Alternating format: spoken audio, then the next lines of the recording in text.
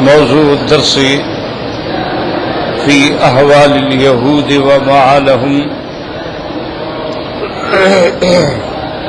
سورة المجادلة تفسير ابن كثير. الحمد لله رب العالمين والصلاة والسلام على أشرف الأنبياء وسيد المرسلين سيدنا محمد وعلى آله وأصحابه أجمعين. اللهم صل على سيدنا محمد وعلى آل سيدنا محمد كما صليت على إبراهيم وعلى آل إبراهيم في العالمين إنك حميد مجيد. أعوذ بالله من الشيطان الرجيم. بسم الله الرحمن الرحيم. ألم تر إلى الذين تولوا قوما غضب الله عليهم ما هم منكم ولا منهم ويحلفون على الكذب وهم يعلمون.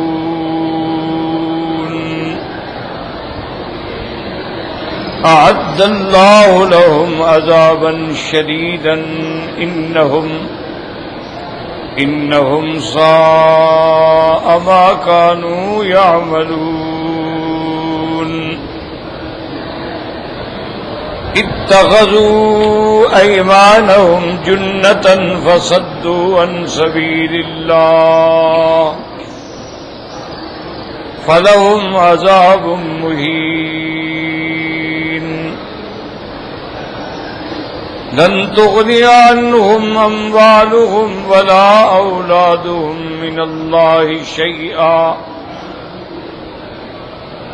أولئك أصحاب النار هم فيها خالدون.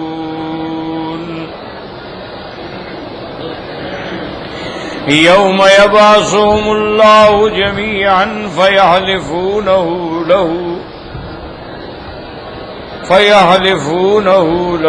كما يحلفون لكم ويحسبون أنهم على شيء ألا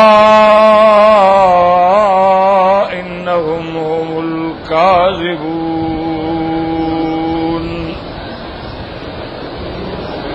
استحوذ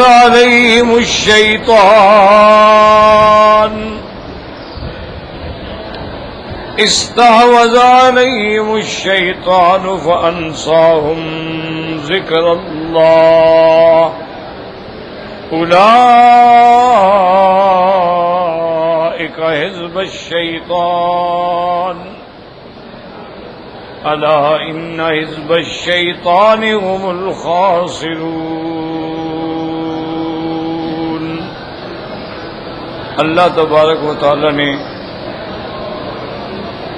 کلام مقدس میں ارشاد فرمایا ہے الم تر الی الذین تولوا قوما غضب اللہ علیہم ما هم منکم ولا منہم. ان آیات مبارکہ سے پہلے سابقہ آیات مبارکہ میں اللہ تبارک و تعالی نے آداب مجلس، آداب مناجات مع النبی صلی اللہ علیہ وسلم کا ذکر فرمایا.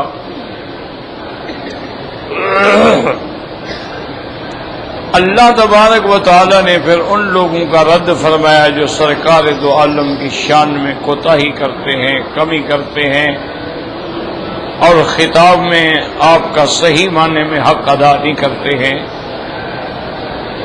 اب ان آیات میں اللہ تبارک و تعالی ذکر فرما رہے ہیں ان منافقین کا جو مدینہ منورہ میں تھے اور جن کا تعلق اور رشتہ اور محبت یہودیوں کے ساتھ تھی. اسی طرح آپ ان باتوں کو بھی دماغ میں رکھ لیں کہ جب بعثت بھی ہوئی ہے، جب حضور پہ نبوت آئی، رسالت آئی، وحی آیا، تو سب سے پہلے جو حضور کے مخالف ہیں وہ مشرکین ہیں، مکہ کے مشرکین تھے، لیکن کھلے ہوئے دشمن تھے، کافر ہیں بس، دشمن ہیں دشمن۔ پھر میرے آقا رحمت دو جہاں صلی اللہ علیہ وسلم نے جب ہجرت فرمائی، مدینہ منورہ تشریف لے گئے، اللہ نے اسلام کو قوت دی، طاقت دی، اسلام کو اللہ نے غلبہ دیا، استقرار ہوا، اور بدر میں اللہ نے مسلمانوں کو عظیم الشان فتح عطا فرمائی، اور مشرکین مکہ کی قبر ٹوٹ گئی، ان کے 70 قتل ہو گئے اور 70 قید ہو گئے۔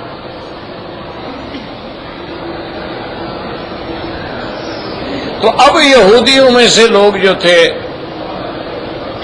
اور ان کے علاوہ بھی جو لوگ تھے جن کے دلوں میں صحیح ایمان نہیں تھا، انہوں نے یہ سوچا کہ بھئی اب معلوم یہ ہوتا ہے کہ اسلام غالب آ رہا ہے،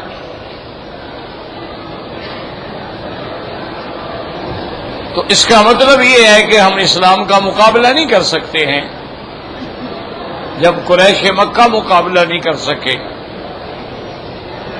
تو لہذا اب طریقہ یہ ہے کہ ہم مسلمان بن جائیں، ظاہراً اسلام ہو اور اندر کفر ہو، اور مسلمانوں میں مل کے رہیں، اپنی جان بھی بچائیں، عزت بھی بچائیں، مال بھی بچائیں۔ اگر تو مسلمان غالب رہے تو ہم کہیں گے بھی ہم آپ کے ساتھ تھے، اور اگر مسلمانوں کو کسی مقام پہ شکست ہو جاتی ہے تو ہمارا یہودیوں سے کافروں سے بھی رشتہ ہوگا، ہم کہیں گے بھی ہم نے تو آپ کو بتایا تھا، ہم تو ظاہر میں ملے ہوئے تھے نا، اندر سے تو ہم آپ کے ساتھ ہیں۔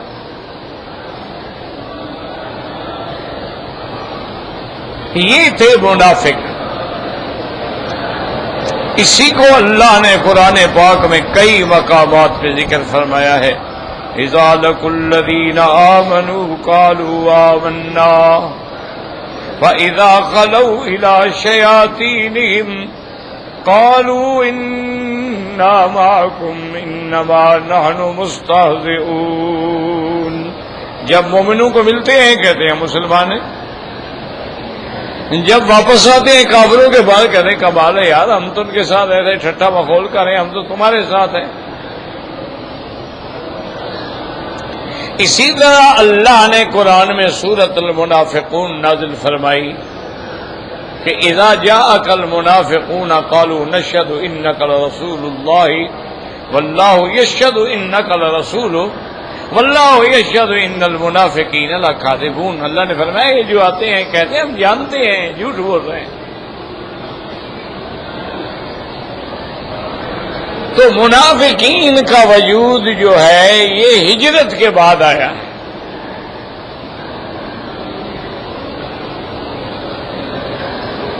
اور پھر یہ بھی یاد رکھیں کہ تاریخ اسلام گواہ ہے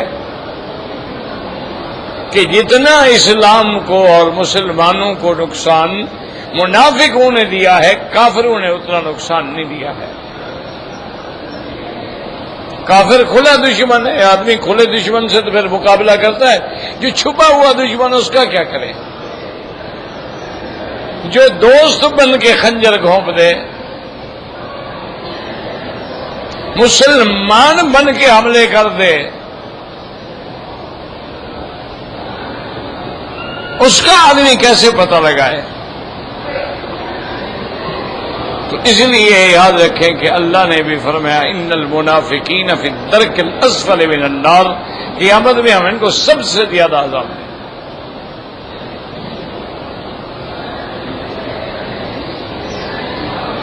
اور اسی کے ساتھ یہ بھی مسئلہ سمجھ رہے کہ منافق کا معنی منافق اعتقادی، یاد رکھو،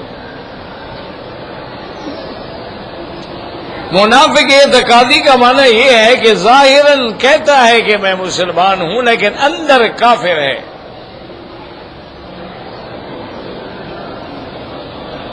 یہ عقیدے کا منافق ہے۔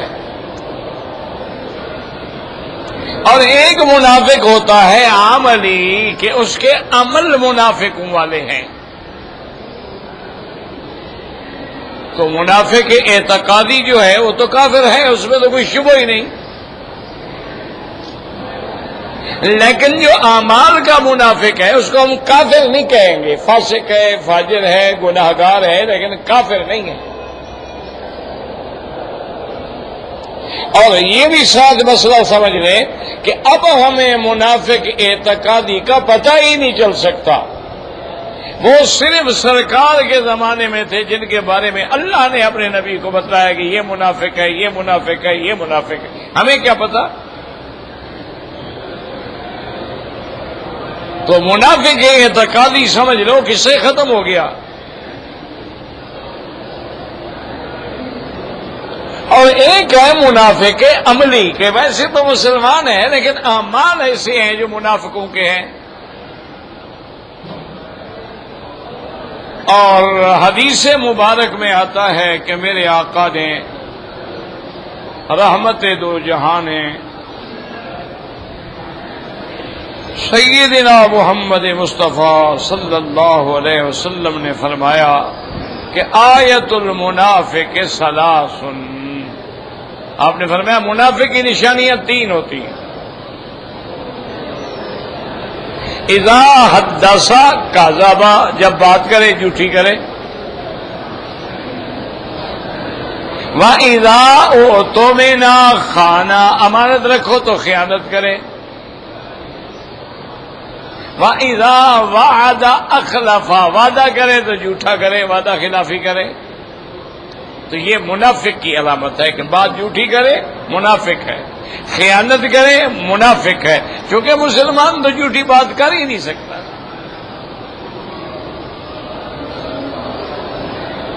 وہ تاریخ میں آتا ہے، بزرگوں نے کتابوں میں لکھا ہے، ایک دیوبند میں استاد تھے، بزرگ تھے، اللہ کی شان یہ ہے کہ وہ بیچارے نابینا تھے اور بچوں کو قرآن پڑھاتے تھے، بہت بڑے اللہ والے تھے۔ اس دور میں گھڑیاں تو تھی نہیں،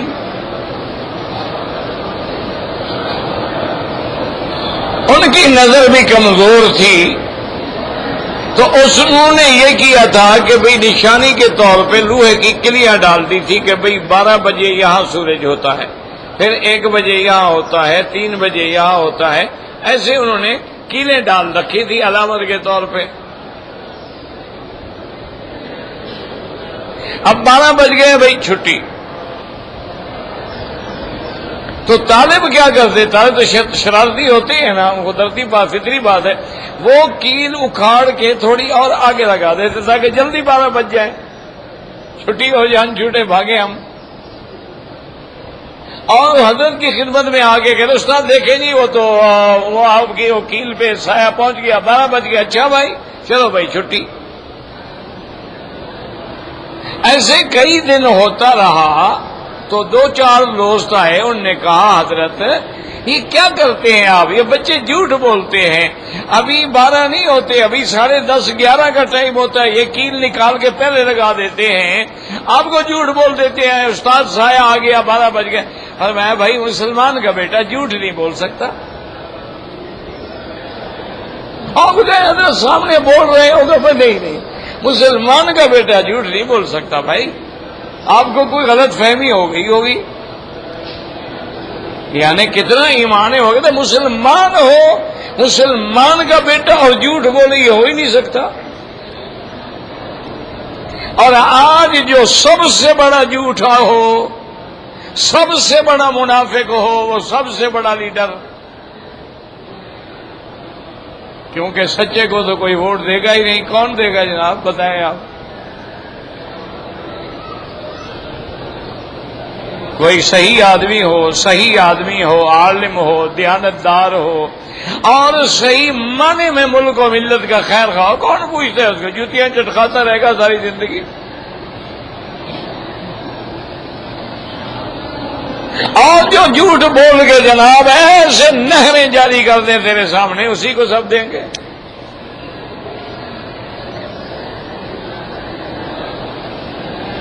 تو 3 علامتیں حضور نے فرمائی، بات کرے جھوٹی کرے، وعدہ کرے جھوٹا کرے، اور امانت رکھو تو خیانت کرے۔ ایک اور حدیث میں بھی حضور نے 4تھی علامت بھی بیان فرمائی، فرمایا اذا خاصم فجرا، کہ جب کوئی جھگڑا ہو جائے تو گالیاں بکے منہ سے، گندی گالیاں دے۔ یہ بھی منافق کی علامت ہے کہ المؤمن لا یکون فاحشا ولا متفحشا ولا بذی، حضور نے فرمایا مومن کبھی فحش گو نہیں ہو سکتا۔ مومن کی زبان سے گندی بات کیسے نکل سکتی ہے؟ مومن کبھی لغو بات نہیں کرتا، مومن کبھی گری ہوئی بات نہیں کرتا۔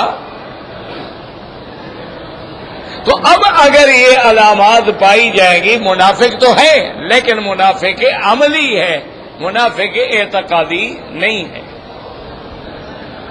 منافق عملی جو ہوتا ہے اس کو آپ یہ کہہ سکتے ہیں گناہگار ہے، فاسق ہے، فاجر ہے، جھوٹ بول رہا ہے اور اللہ نے جھوٹے پہ لعنت بھیجی ہے، لعنت اللہ علی الکاذبین، ظلم کر رہا ہے، اللہ نے لعنت بھیجی ہے، لعنت اللہ علی الظالمین، لیکن کافر نہیں کہیں گے ہم اس کو۔ حضور کے زمانے میں جو منافق تھے وہ کافر تھے، یاد رکھو، وہ ظاہر کرتے تھے کہ ہم ایمان والے ہیں لیکن اندر کوئی ایمان نہیں تھا۔ اب ان کے بارے میں اللہ نے ان آیات میں فرمایا لم تر الی الذین تولوا قوما غضب اللہ علیہم الم ترى، یاد رکھو خطاب کس کو ہے؟ بعض علماء فرماتی ہیں کہ یہ خطاب میرے آقا محمد مصطفیٰ صلی اللہ علیہ وسلم کو ہے۔ الم ترى الی الذین تولوا قوما، اللہ نے فرمایا کیا نہیں دیکھتے میرے مدنی محمد مصطفیٰ ان لوگوں کی طرف جو ان قوموں کے ساتھ دوستی رکھتے ہیں جن پہ اللہ کا غضب ہے۔ اور بعض مفسرین فرماتے ہیں کہ خطاب یہ عام ہوتا ہے، الم ترى، اے مخاطب کیا تو نہیں دیکھتا، یعنی ہر وہ جو مخاطب ہے، لیکن دونوں قول درست ہیں۔ اگر اس سے مخاطب حضور پاک کی ذات مبارک ہے تو حضور کے واسطے سے گویا پوری امت جو ہے وہ مخاطب ہے۔ اللہ خطاب نبی کو فرماتی ہے اور پھر نبی اپنی امت کو خطاب فرماتے ہیں۔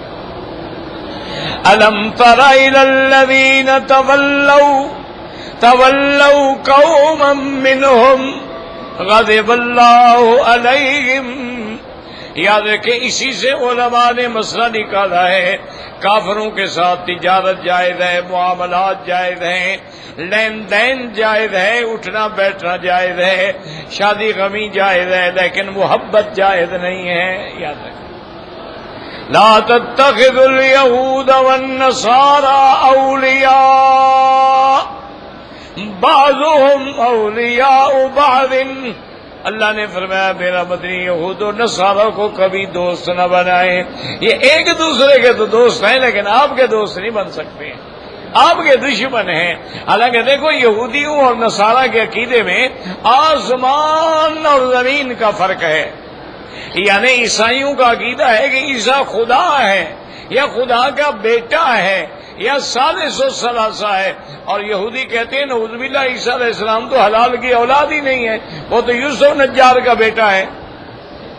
وہ کہتے ہیں یہ تو بی بی مریم نے ڈرامہ بنایا تھا اپنے اوپر پردہ ڈالنے کے لیے کہ فرشتہ آیا تھا اور مجھے حمل ہو گیا اور بچہ بغیر باپ کے پیدا ہونا، تو سارا ڈرامہ بنایا تھا اس نے، نعوذ باللہ ثم نعوذ باللہ ثم۔ اب دیکھیں درمیان میں کتنا فرق ہے، لیکن ایک دوسرے کے دوست ہیں۔ جب مسلمانوں کا مقابلہ ہو یہودی نصرانی ایک ہے،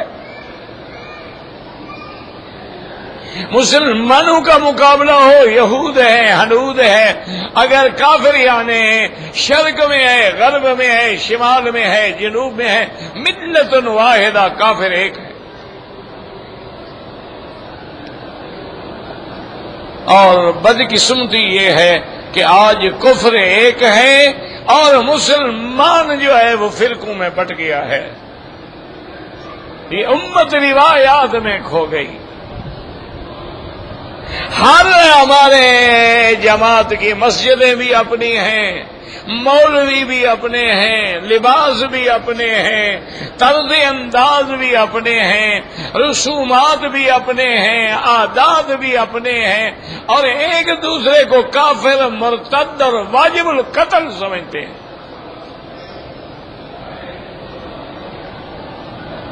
انا للہ و انا الیہ راجعون۔ ہماری بدقسمتی ہے، کفر ایک ہے اور مسلمان ہر جگہ سر پھٹول ہے، لڑائی ہے۔ کفر ایک ہے اور ہر جگہ بکنے والا مسلمان ہے۔ ٹھیک ہے، ہم لاکھ تقریریں کریں، اسلام سلامتی کا مذہب ہے اور ایمان کا لفظ امن سے ہے، لیکن جہاں کوئی واقعہ ہوتا ہے اندر تو مسلمان نکلتا ہے۔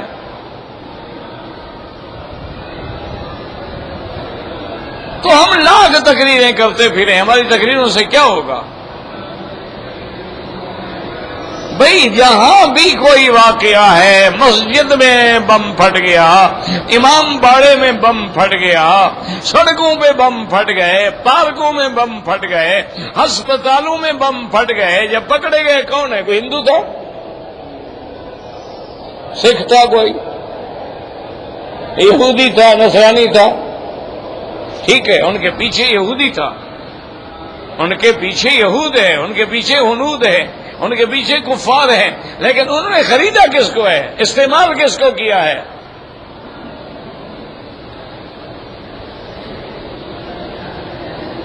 استعمال ہونے والا جو ہے کلمہ پڑھ رہا ہے، اور جن کو مار رہا ہے وہ بھی کلمہ پڑھنے والے ہیں۔ اس کی وجہ یاد رکھو کیا ہے؟ ہم قرآن حدیث نہیں پڑھتے ہیں نا میرا بھائی۔ اگر ہم قرآن حدیث پڑھیں تو سارا کچھ قرآن میں لکھا ہوا ہے۔ حضور پاک نے، میرے آقا نے، رحمت دو جہان نے، محبوب مصطفیٰ صلی اللہ علیہ وسلم نے کھول کھول کے بیان کر دیا ہے۔ آپ نے فرمایا کہ جب میری قوم میں گانا بجانا عام ہو جائے گا، ٹھنڈے دل سے سوچتے جاؤ کہ اب ہے یہ حالت۔ فرمایا جب میری قوم میں، میری امت میں گانا بجانا عام ہو جائے گا، لوگ ریشم استعمال کریں گے، لوگ شرابیں پئیں گے، نام بدل دیں گے، عریانی، فحاشی اور زنا عام ہو جائے گا، اور اولادیں ماں باپ کی نافرمان ہو جائیں گی، اپنی بیوی کے غلام بن کے ماں کو دھکے دے کے گھر سے نکال دیں گے۔ فرمایا جب فواحش و بے حیائی کا دورہ ہوگا، اللہ تم پہ عذاب قتل مسلط کر دے گا۔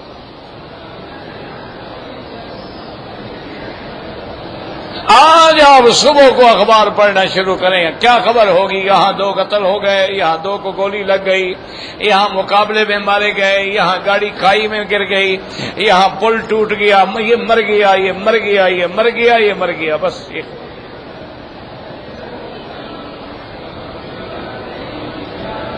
اور یہ بھی خبر ہے بیٹے نے باپ کو قتل کر دیا، کیوں؟ نشے کے پیسے نہیں دیتا تھا۔ بیٹے نے ماں کو قتل کر دیا۔ اور یہ تو عام ہے نا کہ بھائی اپنی بہن کا دلال ہے، خاوند اپنی بیوی کی عزت و عصمت بیچتا ہے، رات کو کوٹھیوں پہ پہنچاتا ہے اور صبح لے جاتا ہے۔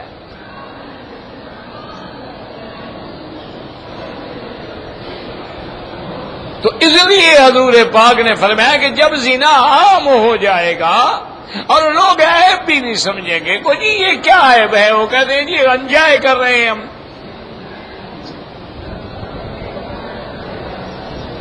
وہ کہتے ہیں عیب تو تب ہے نا جب زبردستی ہو، ہم راضی ہیں، خوشی سے انجوائے کر رہے ہیں۔ یہ مولوی تو بڑے سڑیل ہیں، تنگ دل ہیں، یہ تو عورتوں کو بس جناب انہوں نے گھروں میں بند کر کے رکھا ہے، باہر نکلیں تو ایک ایسا ٹوپی نما برقع اڑاتے ہیں کہ وہ ہیلی کاپٹر بن جاتی ہے۔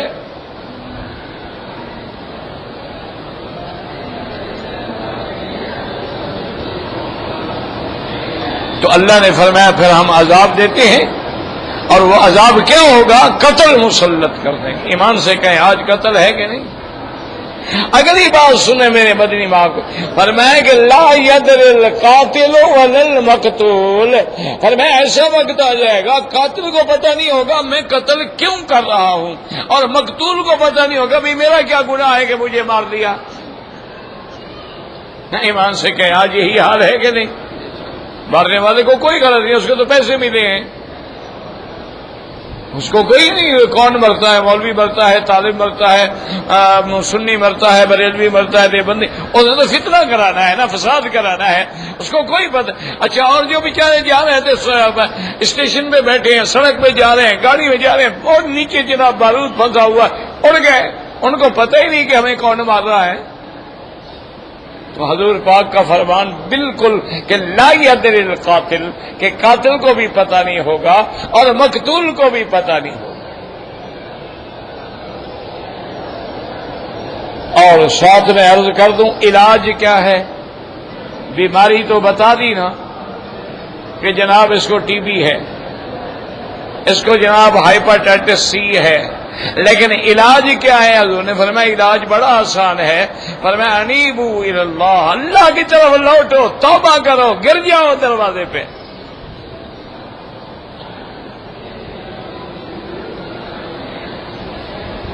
فرمایا کہ بالکل ما نزل بلاء الا بذنب، کوئی مصیبت نہیں آتی مگر گناہ سے، وما رفعت الا بتوبۃ، اور وہ بلا نہیں ٹلتی جب تک تم توبہ نہیں کرو گے۔ اب گناہ چونکہ اجتماعی ہے، اب چاہیے یہ ہے کہ تمام علماء بریلوی ہیں، دیوبندی ہیں، شیعہ ہیں، جو بھی ہیں، اپنے اپنے حلقوں کو نکالیں اور سڑکوں پہ آ کے 2 رکعت توبہ کی نماز پڑھیں اور سارے سجدے میں گر جائیں اور توبہ کریں کہ یا اللہ ہم پر رحم فرما اور ہمیں اس عذاب سے نجات عطا فرما۔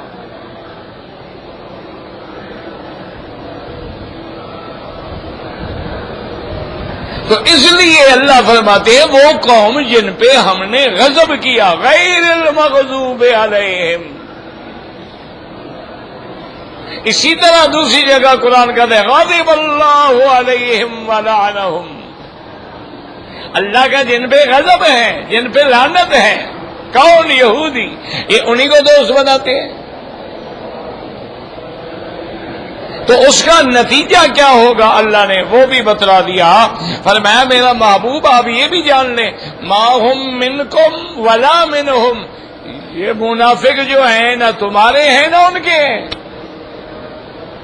یہ مذبذبین بین ذالک لا الہ ہؤلاء ولا الہ ہؤلاء، تمہیں آگے کہتے ہیں تمہارے ہیں، انہیں کہتے ہیں تمہارے ہیں، اصل میں نہ تمہارے ہیں نہ ان کے ہیں، یہ دھوبی کا کتا ہے، نہ گھر کا ہے نہ گھاٹ کا ہے۔ ما ہم منکم ولا منہم ویحلفون علی اللہ الکذب وہم یعلمون، اللہ نے فرمایا میرا مدنی اور یہ قسمیں کھاتے ہیں منافقین، یہ قسمیں کھاتی ہیں مسلمانوں کو جب ملتے ہیں کہ خدا کی قسم ہے مسلمان ہیں، یا محمد مصطفیٰ اللہ کی قسم ہے ہم آپ کے غلام ہیں، اللہ نے فرمایا یہ قسمیں کھا رہے ہیں، ان کو پتہ ہے کہ ہم جھوٹی قسمیں کھا رہے ہیں۔ یحلفون علی اللہ الکذب،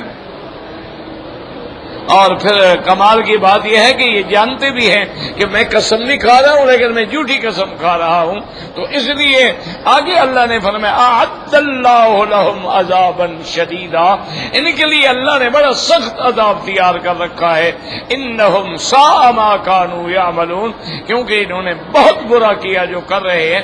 تو بعض علماء کہتے ہیں اس آیت سے بھی عذاب قبر ہے، اعد اللہ لہم عذابا شدیدا، یہ عذاب قبر ہے۔ اگلی آیت میں جو عذاب مہین ہے وہ عذاب آخرت ہے، جیسے کہ اللہ نے فرعون کے بارے میں فرمایا تھا کہ جب اللہ نے ان کو غرق کیا اغرقوا فادخلوا نارا، ادھر غرق ہوئے ادھر جہنم کی آگ میں آ گئے، وہ عذاب قبر ہے۔ اور قیامت جب ہوگی یوم تقوم الساعۃ ادخلوا آل فرعون اشد العذاب، وہ آخرت کا عذاب ہوگا۔ تو لہذا عذاب قبر بھی حق حق ہے، عذاب آخرت بھی حق ہے، لا ينکرھا الا ضال او مضل، یعنی تمام ائمہ اربعہ کا اتفاق ہے کہ عذاب قبر قرآن سے بھی ثابت ہے، حدیث سے بھی ثابت ہے، اور اس کے انکار کرنے والا جو ہے وہ گمراہ ہے۔ اللہ تبارک و تعالی ہمیں عذاب قبر سے بھی بچا۔ اللہم انا نعوذ بک من الکفر والفقر، اللہم انا نعوذ بک من عذاب القبر لا الہ الا انت، اللہم انا نعوذ بک عن جہد البلاء ودرک الشقاء وسوء القضاء وشماتة الاعداء، اللہم اشفنا واشف مرضانا ومرضى من اوصانا واستوصانا ومرضى المسلمین۔ بھائی میں نے کئی دفعہ عرض کیا ہے کہ جہاں جہاں تک حدود حرم ہے، یعنی مکہ پورا شہر جو ہے حرم ہے، ہر جگہ ایک کا ثواب 1,00,000 ہوگا۔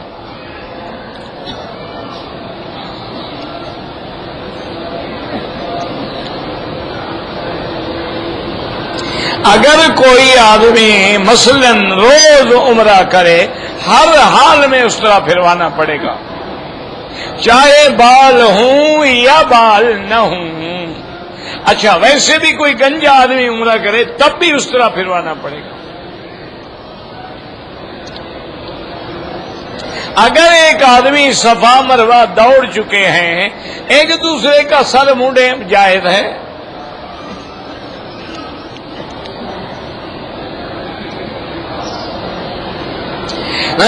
میری دعا ان بندوں کے واسطے سے، بھائی جب اللہ کہتا ہے مجھ سے براہ راست مانگو تو تم کیوں شارٹ کٹ ڈھونڈتے ہو؟ اللہ نے کہا ہے ادعونی، مجھ سے مانگو، اذا سألک عبادی انی فانی قریب، اللہ فرماتے ہیں میں تیری شارک سے بھی نیڑے ہوں، میرے لیے تمہیں سیڑھیاں ڈھونڈنے کی کیا ضرورت ہے؟ سیڑھیاں تو وہاں ڈھونڈی جاتی ہیں جہاں کوئی راستہ ہی نہ ہو، وسیلہ تو وہاں پکڑا جائے گا جہاں جس کو ملنا ہے واسطہ نہیں ہے۔ تو جو خود کہے کہ جی مانگو اور کہے نہ مانگو تو میں ناراض ہو جاؤں گا، اس سے پھر واسطے ڈھونڈنے کی کوئی ضرورت ہے؟ عادت ہو گئی ہے نا جی، ہم ہر کام میں اصل میں شارٹ کٹ ڈھونڈتے ہیں کہ تیسرے دن کل کر دے مردہ بخشا گیا، ماشاءاللہ، دیکھا نا جان چھوٹی، نماز پڑھے نہ پڑھے کل شریف میں چاول اچھے پکا دو۔ اچھا اگر کوئی گناہ زیادہ ہے تو مولوی تکڑا ہے، 7 جمعراتوں میں تو بخشوا ہی دے گا نا۔ اگر 7 جمعراتیں میں کام نہ بنا، 40ویں والے دن تو پکا کام ہو جائے گا نا، تو بس نہ نماز ہے، نہ روزہ ہے، یا کل ہے، یا جمعراتیں ہیں، یا 40واں ہے، یا نظر ہے، یا نیاز ہے، یا چادریں چڑھانی ہے، یا اتارنی ہے، یا عرس ہے، یا میلاد ہے۔ دین اسی کا نام، یہی نبی پاک لے کے آئے تھے۔ اور میرے مدنی پاک نے 13 سال مکے میں یہی دین پھیلایا تھا، سب کو پتا ہے، لیکن عادت ہے، رواجیں ہو گیا، نہیں چھوڑیں گے، کیا کریں جی، جانتے ہیں بدعت ہے، لیکن دادی نہیں مانتی، قبر میں دادی چھڑوائے گی، انشاءاللہ پتہ لگ جائے گا دادی خود کدھر ہے۔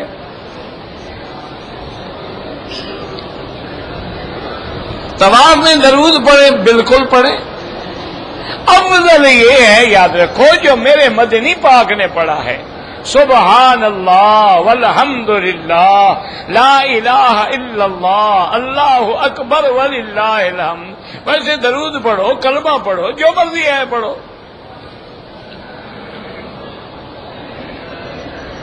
عورت رفع یدین کرنا چاہتی ہے، مرد نہیں کرتا ہے، دونوں کی نماز ٹھیک ہے، لڑتے کیوں ہو؟ وہ کرتی رہے تم نہ کرو۔ میرا بھائی بات یہ ہے کہ یہ تو بلا وجہ کی لڑائیاں ہیں، مسئلہ تو اعلیٰ اولا افضل غیر افضل کا ہے،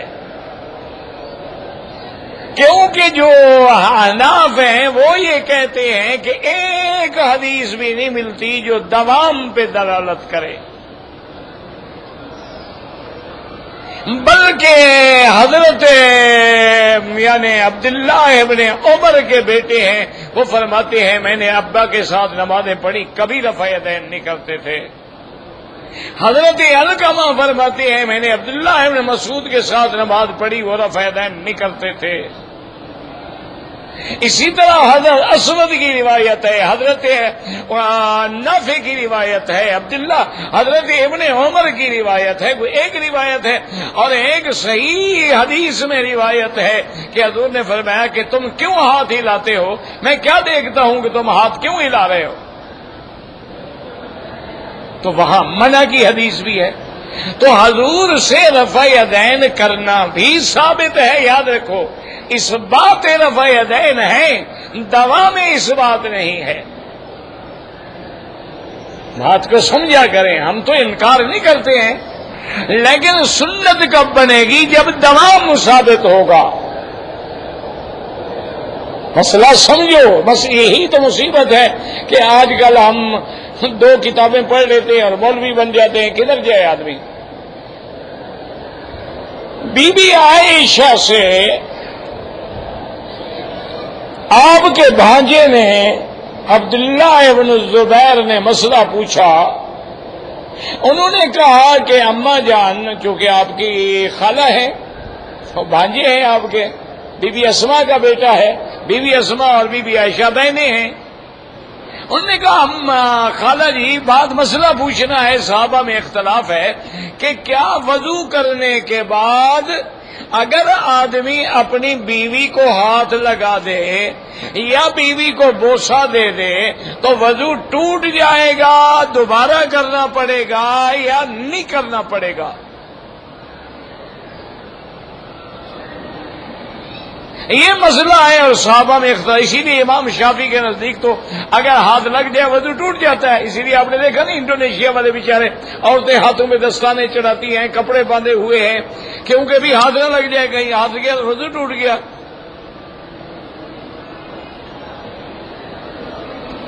تو بی بی عائشہ نے فرمایا، صحیح حدیث ہے، کان یقبل بعض نسائہ ثم لم یتوضا، فرمایا میرے بیٹے حضور کبھی کبھی اپنی بعض بیویوں کو وضو کے بعد بوسہ دیتے تھے اور وضو نہیں فرماتے تھے۔ معلوم ہوا کہ وضو نہیں ٹوٹتا ہے۔ بس سمجھ آ گیا کہ نہیں؟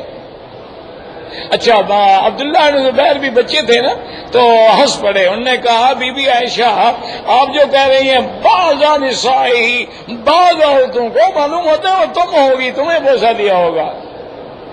فضائقت عائشہ، ہنس پڑی، خالہ بھانجے تھے۔ تو اب مسئلہ کیا نکلا کہ حضور نے بوسہ دیا اور وضو ٹوٹا نہیں ٹوٹا؟ اچھا، اب کوئی کہے کہ یہ سنت ہے کہ جب وضو کرو پہلے بیوی کو بوسہ دو پھر نماز پڑھو،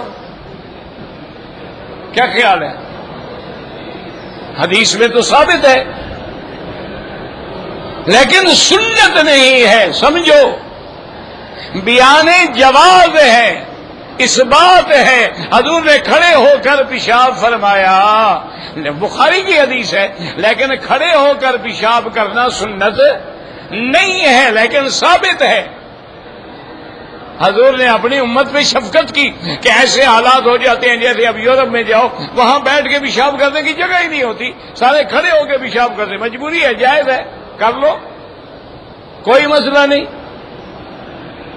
تو اس بات ہونا الگ بات ہے اور سنیت ہونا الگ بات ہے، ورنہ ہم تو کبھی جھگڑا نہیں کرتے، جو کرتے ہیں الحمدللہ، جو نہیں کرتے ہیں الحمدللہ۔ اللہ سب کی نمازیں قبول فرمائے۔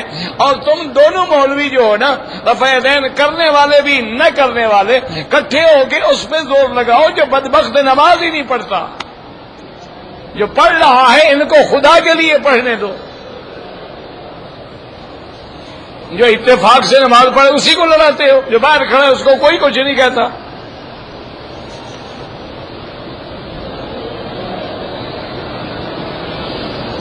اگر احرام باندھنے کے بعد 2 رکعت میں نے نفل پڑھ لی، ایک آدمی نے اثر لگا، تم نے نیت کی تھی یا نہیں کی تھی؟ 2 رکعت کی کوئی بات نہیں، 2 رکعت تو نہ بھی پڑھو تو نیت ہو سکتی ہے۔ اگر تم نے لبیک پڑھ لیا تھا، نیت کر لی تھی لبیک اللہم لبیک لبیک بعمرۃ، پھر اثر لگایا تو دم پڑ گئی، یا فوراً دھو ڈالا ہے تو کوئی دم نہیں پڑے گی۔ اور اگر ابھی نیت نہیں کی تھی اور پہلے لگایا کوئی حد نہیں، کیونکہ پہلے تو عطر لگانا سنت ہے۔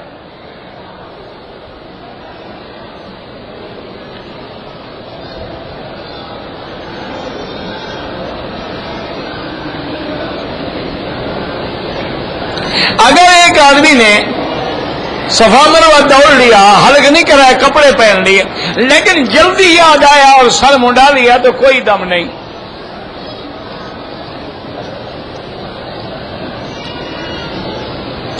بھائی تعویذ جو ہے، میری رائے تو یہ ہے کہ نہ لکھا کریں، نہ گلے میں ڈالا کریں۔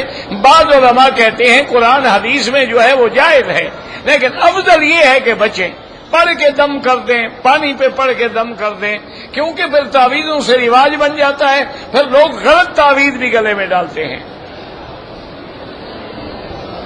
اگر کوئی آدمی داڑھی کا استہزاء کرتا ہے، داڑھی کو برا سمجھتا ہے، وہ کافر ہو جاتا ہے۔ داڑھی نہ رکھنا گناہ ہے، داڑھی پر اٹیک کرنا کفر ہے۔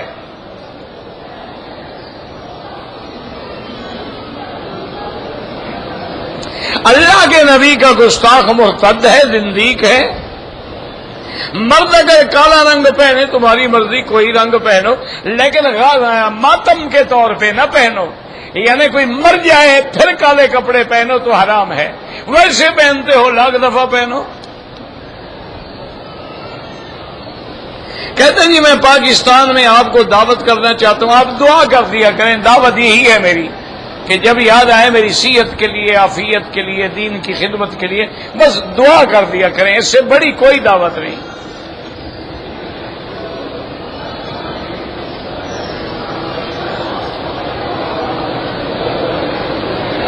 میں نے خواب میں ایک لڑکی دیکھی، چلو اچھا ہے، خواب میں تو دیکھ لی نا، عجیب بات ہے۔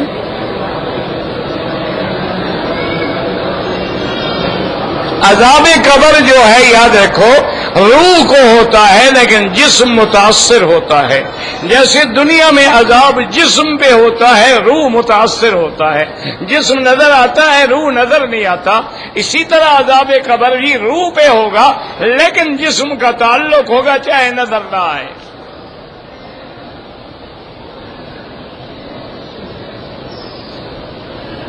کہتے جی کہ جیسے مراکز ہوتے ہیں دین کے مراکز کرنا تو قرآن میں ہے نا، یتلو علیہم آیات کا قرآن کے مدرسے، یعلمہم الکتاب والحکمت قرآن و حدیث کے مدرسے، ویزکیہم تزکیہ کے مدرسے، یہ تو سارا قرآن میں ہے۔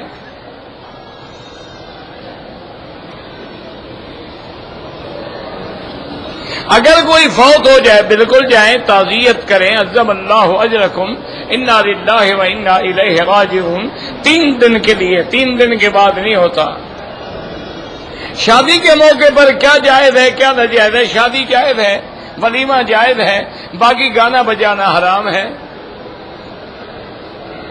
جو لوگ صفا مروہ میں کھڑے ہو جاتے ہیں نماز میں، اگر اگلی صفیں نظر آ رہی ہے تو نماز ہو جاتی ہے۔ میرا ایک بیٹا حافظ قرآن ہے، نماز نہیں پڑھتا، اللہ والوں کی صحبت میں لگاؤ اس کو، تم کہو گے ضد کرے گا، اس کو اچھے صالحین کی صحبت میں لگا دو۔ اللہ ہر بیمار کو شفا عطا فرما۔ بیت اللہ کو ما سوا حجر اسود کے چومنا ناجائز ہے۔ ایک آدمی نے اپنی بیوی کو طلاق دے دی ہے، اب اس کے لیے عمرہ کر سکتے، اب کیا ہمدردی ہو گئی ہے جناب؟ طلاق دینے کے بعد ہمدردی آ گئی ہے، وہ تو اجنبی ہو گئی طلاق دینے کے بعد، اب کیا ہمدردی ہے؟ ہمدردی ہے دوبارہ نکاح کرو پہلے، پھر عمرہ طواف اکٹھے کر لینا۔ کہتے جی کہ عورتوں کے لیے ایک اور لاؤڈ سپیکر لگوائیں، دعا کریں اللہ حل کر دے گا۔ درس قرآن کے لیے آئیں تو سلام کہا کریں، میں تو روز کہتا ہوں اور تم نہ سنو تو میں کیا کروں؟ اب یہ تو میرے پاس ہے نہیں کہ ہر کسی کے کان میں جا کے کہوں، اور نہ میں اتنا بڑا بزرگ ہوں کہ میری آواز ہر کسی کو پہنچ جائے۔ میں جب آتا ہوں جو قریب ہے السلام علیکم کہتا ہوں، وعلیکم السلام کہہ دیتے ہیں، بات ختم ہو گئی۔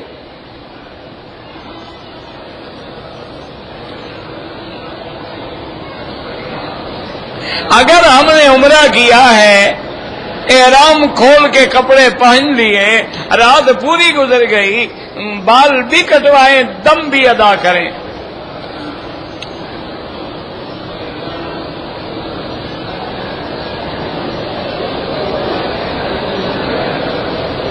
پتہ نہیں کیا لکھا ہے، بولے بیوہ عورت ہے نہ بیٹا ہے، بھائی کہیں کام نہیں ہے، والدہ فوت ہو گئی ہے، والدہ کے لیے عمرہ کرانا چاہتا ہے۔ پتہ ہے مجھے سمجھ نہیں آیا کیا پوچھا ہے آپ نے۔ حالت احرام میں عورت دستانے نہیں پہن سکتی۔ حالت احرام میں عورت اگر آگے پی کیپ پہن لے تاکہ کپڑا ڈال دے وہ جائز ہے۔ رکن یمانی پہ موقع ملے ہاتھ لگائیں، نہ ملے چلے جائیں۔ لوگ جو کھجور دیتے ہیں بالکل کھا سکتے ہیں، زکوٰۃ نہیں ہوتی ہے۔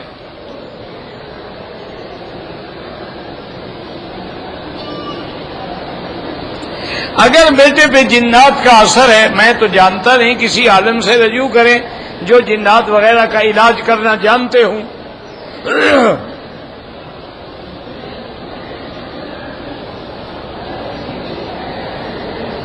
یہ تو ساری حدیث کی کتابوں میں ہے۔ اللہ کے راستے میں لازمی بات ہے زیادہ ثواب ہوتا ہے۔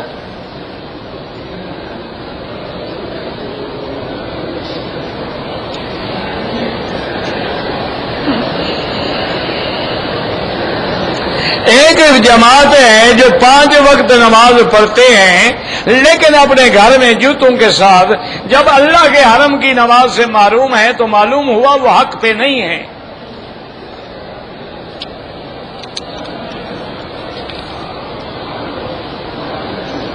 کہتے ہیں جی کہ ہم تیسری دفعہ عمرے میں آئے ہیں، جو جذبات ہمیں پہلے تھے اب نہیں ہیں، استغفار کرو، درود شریف پڑھو، علیحدہ بیٹھ کے ذرا فکر کرو اپنے گناہوں کے بارے میں۔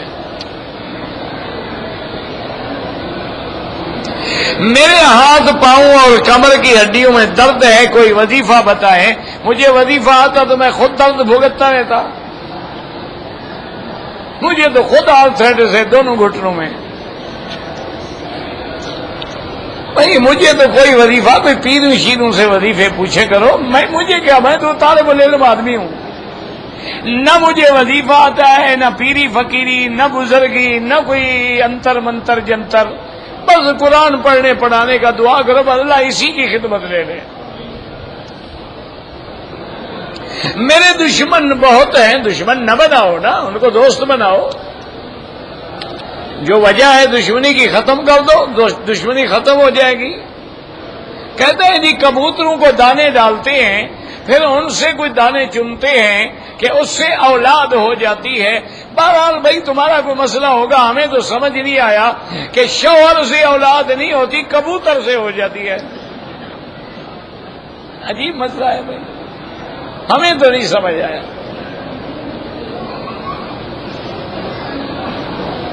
انا للہ و انا الیہ راجعون۔ اور کیا جاہل عقیدے ہندو کی صحبت میں ہمارے مسلمانوں کے عقیدے اتنے برباد ہو گئے ہیں۔ وہ اپنا دیکھ لینا جی، ہندو اپنے دیوی دیوتا کا یوم مناتے ہیں، بھجن گاتے ہیں، ہم تعزیے نکالتے ہیں، تماشے بناتے ہیں۔ کیا کام ہے جو ہم نہیں کرتے ہیں؟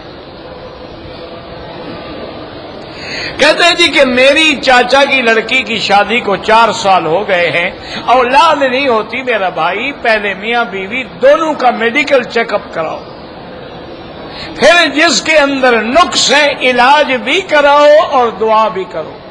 رب لا تذرنی فردا وانت خیر الوارثین۔ قضا نمازیں کیسے پڑھیں؟ جیسے ادا پڑھتے ہیں۔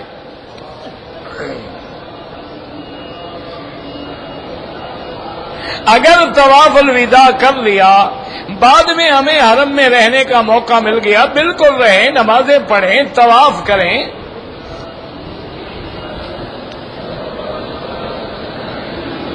کہتے ہیں کہ یہاں پر بھی حنفی مدرسہ ہے، بہت سارے ہیں۔ کہتے ہیں کہ میں اس لیے داڑھی نہیں رکھتا ہوں کہ اگر مجھ سے گناہ ہو جائے تو لوگ داڑھی والوں پہ اعتراض نہ کریں، پھر تو نماز بھی نہ پڑھو، کہ نماز پڑھنے سے گناہ ہو جائے پھر لوگ نماز والوں پہ اعتراض کریں گے۔ روزہ بھی نہ رکھو، روزے والوں پہ گناہ ہو گیا، روزے والوں، یہ کیا انسان ہے، جاہل و منطق ہے تمہاری۔ اللہ کے نبی کی مخالفت کر کے بہانے بھی بناتے ہو۔ داڑھی رکھنا الگ عمل ہے، گناہ کی الگ سزا ہے۔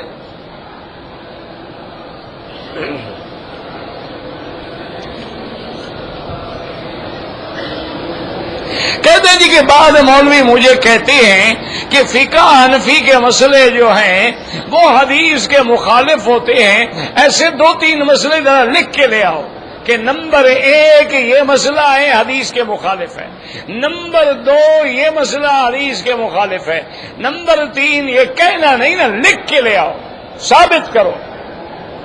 اور جب فقہ حنفی کی کتاب دیکھو تو نزل الابرار ایک کتاب ہے، وہ بھی دیکھ لینا، دونوں کے مسئلے ذرا ملا لینا آپس میں، پھر تمہیں پتہ لگ جائے گا حدیث میں کیا ہے کیا نہیں ہے۔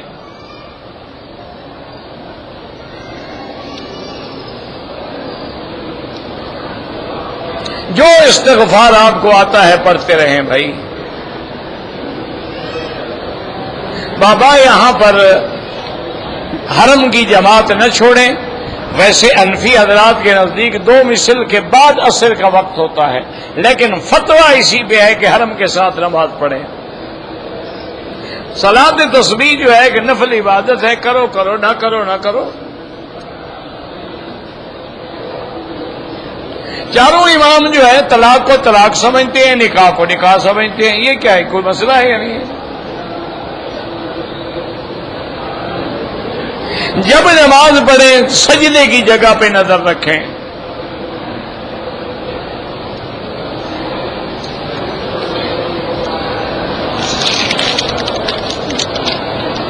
حدود حرم میں وضو ہو سکتا ہے، حدود حرم میں وضو نہ ہو تو نماز کیسے پڑھیں گے؟ سارا مکہ جو ہے کہاں باہر جائیں گے، عرفات جائیں گے وضو کرنے؟ عجیب آدمی ہے بھائی۔ مکروہ اوقات میں نماز نہ پڑھیں۔ اسی طرح فجر کے بعد، عصر کے بعد، جب تک کہ سورج نہ نکلے۔ اگر فرض نمازوں کے لیے ہم آ رہے ہیں، مثلا فجر کو آئے، 2 رکعت ہم نے سنت پڑھی، تحیت المسجد بھی اسی میں ہو گئی۔ پورے مکے کے اندر جو ہے یہ مسئلہ جو ہے نا جی، یہ تو میرے خیال میں تو دنیا بدل جائے تو ٹھیک ہوگا، ورنہ ان سے یہ ٹھیک نہیں ہو سکتا۔ لوگ چاند پہ پہنچ گئے، ان سے سپیکر کا مائکروفون کی تار ٹھیک نہیں ہوتی۔ بہرحال جی اللہ ہدایت دے، ہمارے گناہ ہیں نا تبھی تو یہ ٹکرے ہیں۔ اگر صبح کی نماز کھڑی ہو جائے، افضل یہ ہے کہ نماز میں مل جائے اور 2 رکعت بعد میں پڑھ لیں۔ ہاں اگر آپ دور ہیں، مسجد کے باہر ہیں، نماز کھڑی ہو گئی، آپ کو یقین ہے کہ میں 2 رکعت پڑھ کے جماعت میں مل جاؤں گا، تو باہر پڑھ سکتے ہیں۔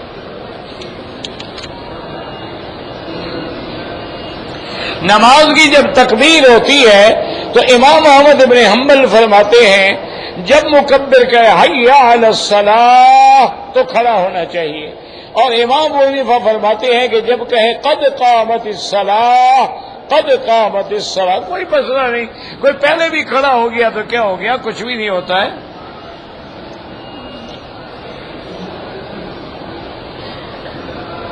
میری ساس اور میری بیوی پہ کسی نے جادو کیا ہے، اللہ عالم بابا، مجھے خود کہتے ہیں آپ پہ جادو ہے، میں اپنا نہیں کر سکتا، تیرا کیا کروں گا؟ کوئی ڈھونڈو آدمی جو عامل ہو، مجھے تو نہیں پتا بھائی ان باتوں کا۔ والدین کے لیے بالکل عمرہ کرو۔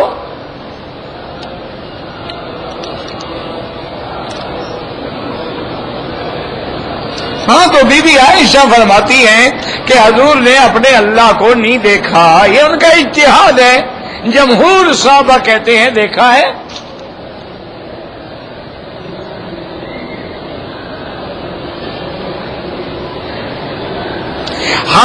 میں نے میری بیوی نے عمرہ پاکستان سے آئے، ظہر کی نماز کے بعد طواف کیا، صفا مروا نہیں گئے، نہ بال بنوائے۔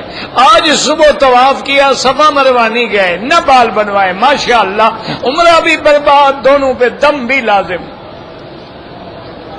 مذاق ہے؟ آ رہے ہو، طواف کیا پھر چلے گئے، پھر آ گئے، پھر طواف کیا پھر چلے گئے، کیا بنا ہے؟ کیا کرنے آئے تھے تم؟ عمرہ بھی کرو اور دم بھی ادا کرو۔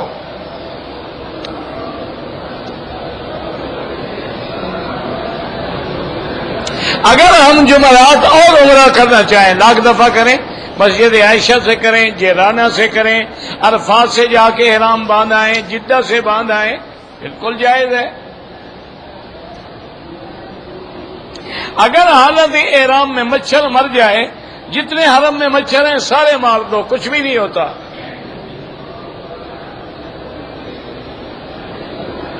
اگر ایک آدمی ہے وہ مسجد عائشہ احرام کے لیے جاتا ہے، لیکن عصر کے بعد کا وقت ہے، نماز نہ پڑھے، بس وہاں نیت کرے، لبیک بعمرۃ لبیک اللہم لبیک پڑھتے ہوئے آ جائے۔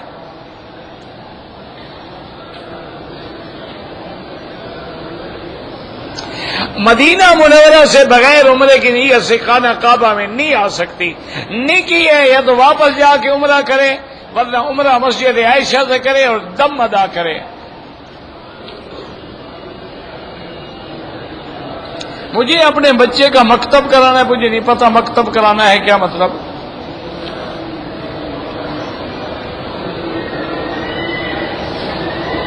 پتہ نہیں کیا لکھا ہے، سمجھ نہیں آیا۔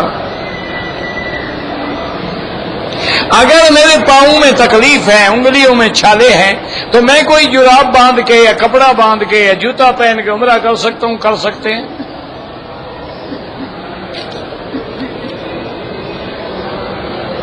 مسلمان لڑکی کی شادی غیر مسلم سے نہیں ہو سکتی، اسی لیے سنی کی شادی بھی شیعہ سے نہیں ہو سکتی۔ مجھے پیشاب کے بعد قطرے نکلتے ہیں، ہر نماز کے لیے نیا وضو کرو، انڈر ویئر رکھو تاکہ دھو دیا کرو۔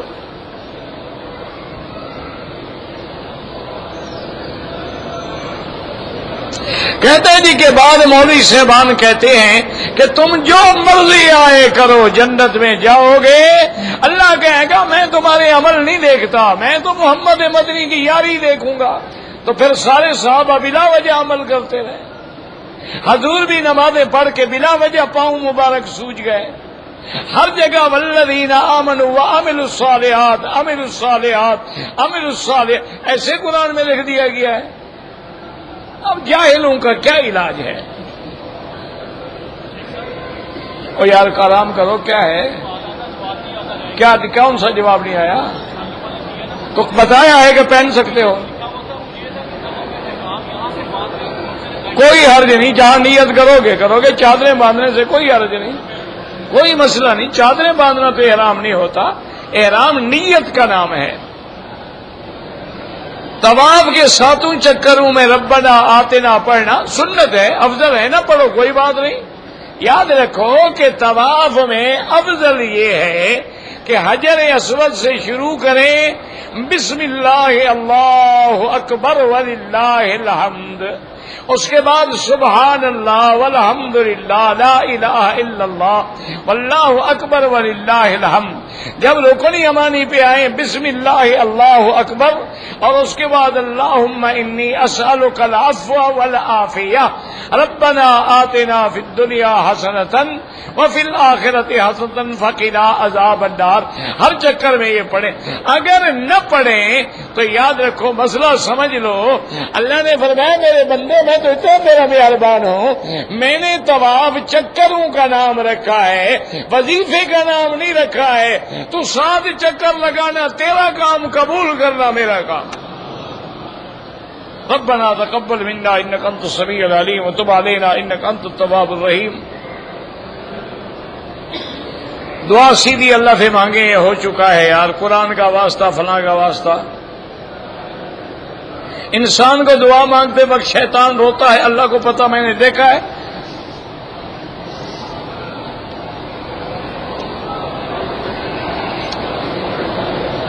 میرا بھائی، جو شیعہ قرآن کا منکر ہے وہ کافر ہے، جو شیعہ حضرت ابو بکر کے صحابی ہونے کا منکر ہے وہ کافر ہے، جو شیعہ بی بی عائشہ کی عزت و عفت و عصمت کا منکر ہے وہ کافر ہے۔